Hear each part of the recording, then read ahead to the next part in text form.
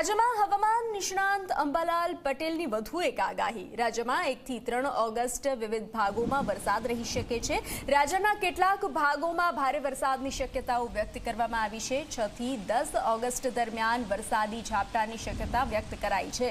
સૌરાષ્ટ્ર, દક્ષિણ ગુજરાત અને મધ્ય ગુજરાતમાં વરસાદ રહી શકે છે। ઓગસ્ટના અંતિમ સપ્તાહમાં વૈશ્વિક લેવલની સિસ્ટમ બનશે।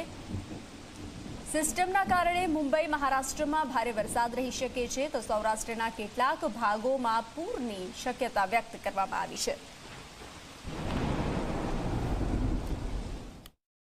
હાલમાં પહેલી, બીજી, ત્રીજી ઓગસ્ટે રાજ્યના ભિન્ન ભાગમાં વરસાદ ઝાપટા પડશે।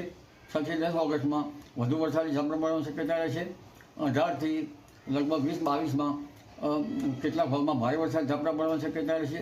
પણ ઉલ્લેખનીય છે કે ઓગસ્ટના છેલ્લા સપ્તાહમાં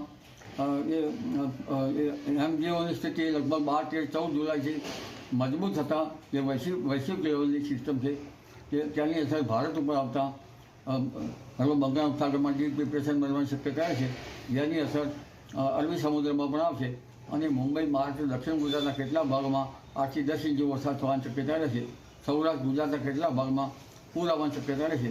જોકે વરસાદ જ્યાં ચડે ત્યાં પડવાની શક્યતા રહેશે।